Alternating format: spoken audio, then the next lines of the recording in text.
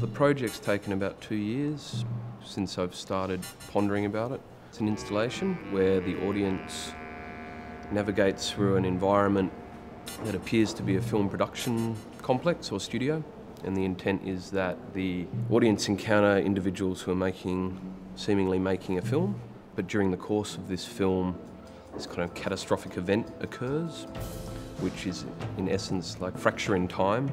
So the cast and crew who are making this film seemingly get stuck in this loop where they keep remaking the scene over and over again.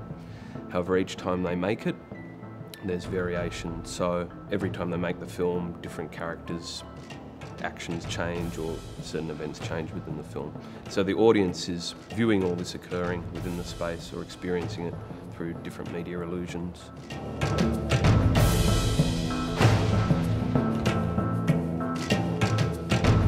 Media in itself, like sound or visual media, is always about time travel in essence. Like when you edit something, you're manipulating time, or when you record something, you can go back in time.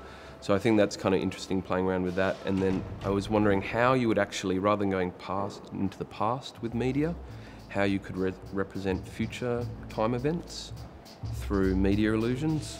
So that was really the crux, and I thought it was a really interesting conundrum to try and work out how on earth you'd do that. And so that has led to kind of where we are now, where creating a much larger environment but still have all these media illusions or these elements that suggest that characters and events are really happening when in fact they're just simulations.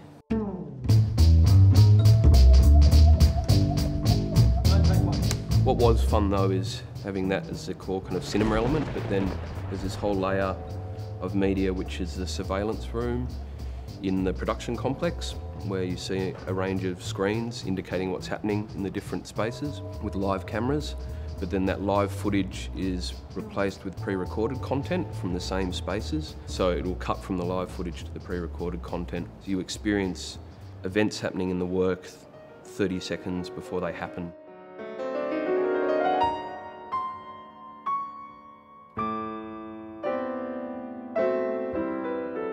A really significant thing with the audience is the architecture. It's very peculiar architecture, how you explore the space, and that was concerned with trying to have this story not just play out on a screen, but physically play out through the whole environment. And so I think people enjoy exploring it because it's really tangled labyrinth in a way.